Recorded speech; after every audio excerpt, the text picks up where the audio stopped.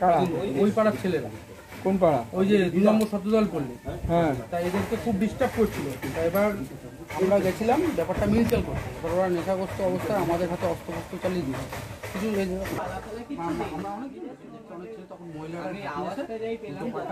পাড়ার মধ্যে লাগবে কি? এটা কোন পাড়া? এই পাড়াটা, এটা অন্য পাড়া, এই পাড়ার সাথে লাগেনি। যদি গ্যাসে লেগে যেত তাহলে পুরো উড়ে যেত একদম।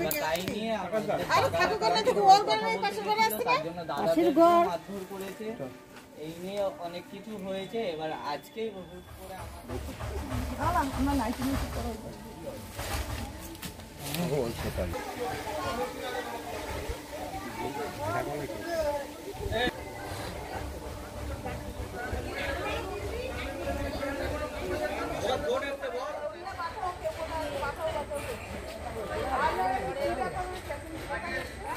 বাড়িওয়ালা না, কি বলবেন এই ঘটনা আপনার? এটা তো আমি ঠিক জানি না। যদি আমার ছেলেটা মরে যেত, এটা কি প্রাণে মারার জন্য ইচ্ছাকৃতভাবে প্ল্যান করা? তাছাড়া কি হবে? তাছাড়া কি করে হবে? বাইরের দিক দিয়ে তালা মারা আর ভেতর দিক দিয়ে কাঠ ছুঁড়ে আগুন দিয়ে দেওয়া হয়েছে। তাহলে আমার বাচ্চাটা তো ঘর থেকে বেরোতেও পারতো না আজকে। আমার বাচ্চাটা টালির ওপর থেকে বেরিয়েছে। পুলিশকে জানিয়েছেন?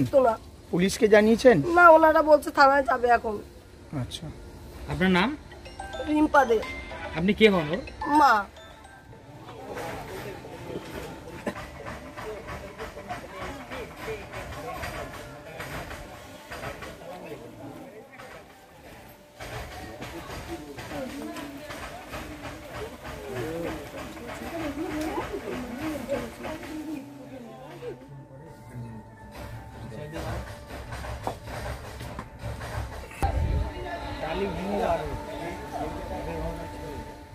হয়েছিল দিদা ঘরেই ছিল, আমরা দুজন খাওয়া দাওয়া করলাম, আমরা ঘরে ছিলাম। তারপরে দিদা 5 মিনিটও হয়নি কাজে গেছে। এবার আমাদের দরজাটা হালকা জাস্ট এমনি ছিটকানি মারা ছিল। এবার তালা চাবিটা এই জায়গাটাতেই বাইরে ছিল। আমি ঘুমাতে আমি খালি ওই কাত হয়েছি। ওই কাত হওয়ার পর আমি একটা কাঠের আওয়াজ পেলাম। আমি তখন এই পাশে ঘুরে দেখছি আমার রান্নাঘরে পুরো আগুন জ্বলছে। আমি বাইরে বেরিয়ে এখানটায় দেখছি পুরো আগুন জ্বলছে। আমি এখানে জলের ড্রাম ফাম যা ছিল সব দিয়ে নিবানোর চেষ্টা করেছি, কিন্তু পারিনি। লাস্টে আমাদের পাড়ার একটা দাদা এসে আমাকে বললো যে তুই আগে টালি ভেঙে বেরা। টালি ভেঙে আমি গেট বেয়ে তারপর এই ওপর থেকে আমি পালিয়েছি। তখনও ধাউ ধাউ করে জ্বলছে। হ্যাঁ, শুভ বলে যে এই ছেলেটার সাথে আমাদের কালকেও একটু ঝামেলা হয়েছে, ওই ছিল। আমি পুরোটাই দেখেছি, ওই ছিল। ও আগুনটা লাঠিটা বিছানার উপর মেরে ও সিধা এই পাশ থেকে পালিয়ে গেল।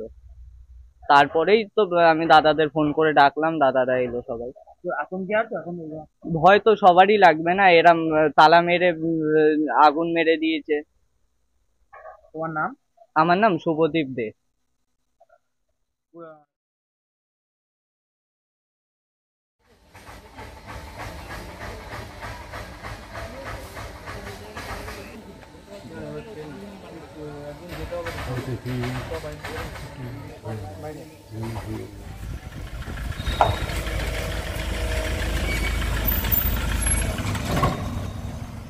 আমি কাজে গেছি 3টের সময় জিনিসটা হয়েছে।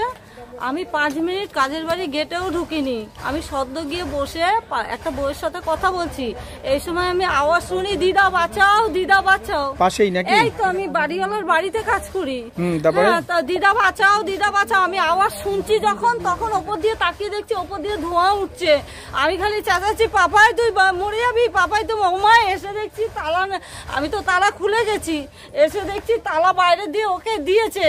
আমি তো তখন জানি না, চাবি এখানে ফেলে দিয়ে গেছে। আমি চাবি খুঁজছি তো চাবি পাচ্ছি না। আমি খালি বলছি, পাপাই তুই মরে যাবি, পাপাই তুই টালি ভাঙ, পাপাই তুই টালি ভেঙে উপরে ওঠ। আর আমি এই ড্রামে ভর্তি জল, আমি খালি জল ছিটাচ্ছি।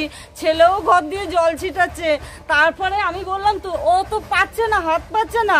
আমি বললাম তুই চেয়ারটা নিয়ে চেয়ারে ওঠ, উঠে ভাঙ টালি ভেঙে বেরো। তখন ও টালি ভেঙে অত অব্দি গেছে। তখন আমাদের পাড়ার বান্তিদা বলে একজন আছে, আমি বললাম দাদা ওকে একটু নামাও না গো ওখান থেকে। তারপর উনি ওখান থেকে নামালো। আপনার নাম? আমার নাম পানু সেনগুপ্ত। কে হন আপনি? আমার নাতি।